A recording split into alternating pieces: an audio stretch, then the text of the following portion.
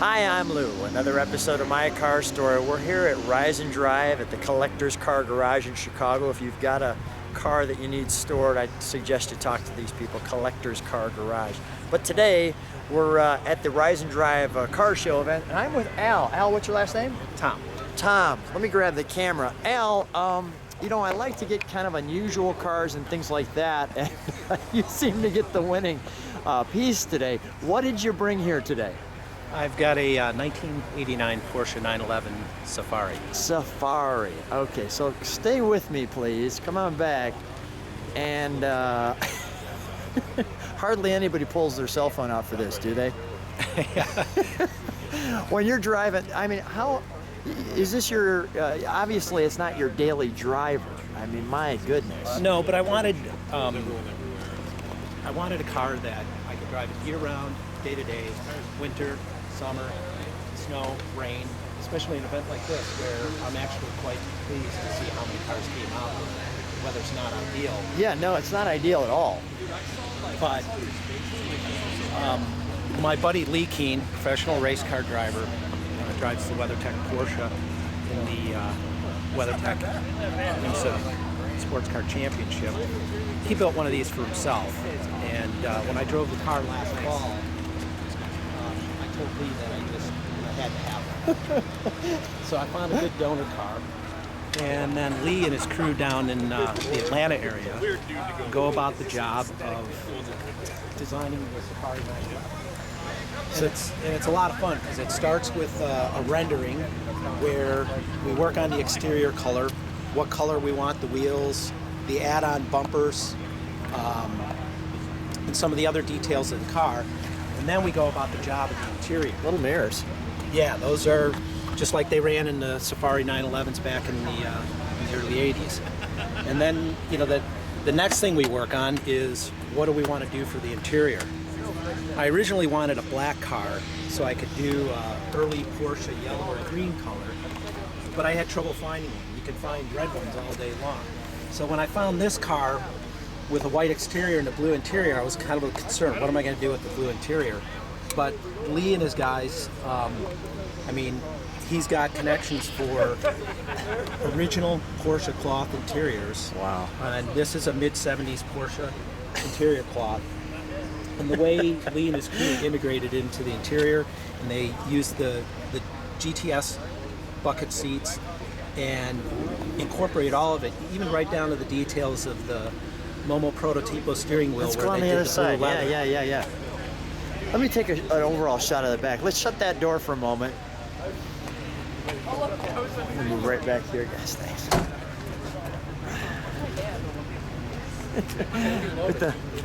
I love the mud on the mud flaps. Okay, so let's take a look on this side.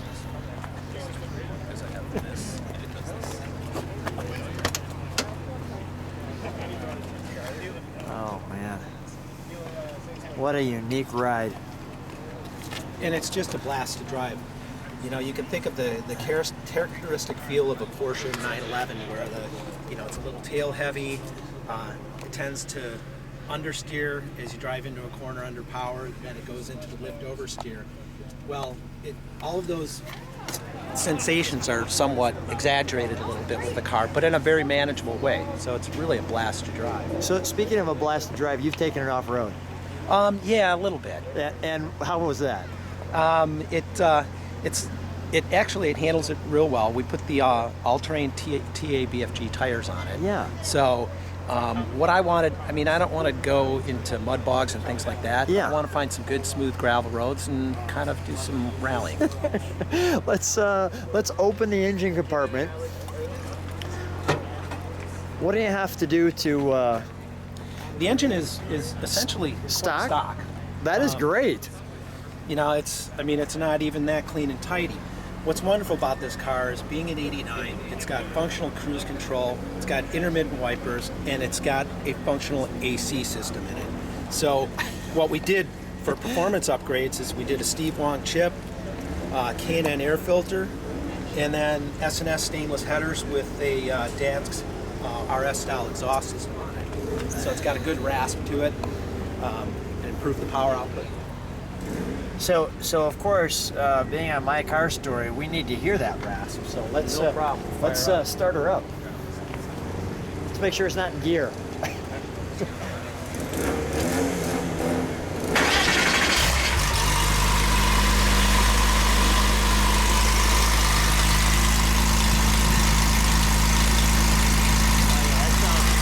Just a little throttle one time we put it back.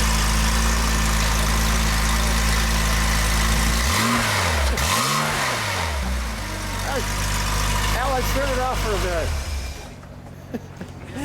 Oh, that sounds the Safari Porsche. This is tremendous. All right, let's shut the engine compartment, please. Thank you.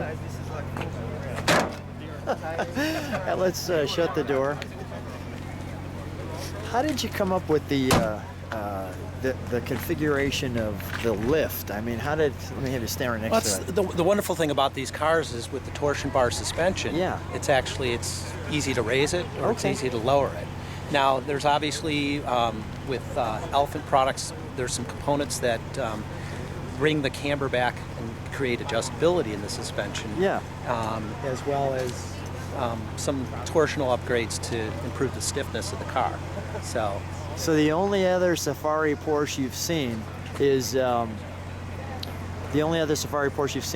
your friend's car. Well, number one was Lee Keen's Safari Porsche 911. Yeah. He's working on number 3 right now, customer car, and then I think there's a 4th car lining up.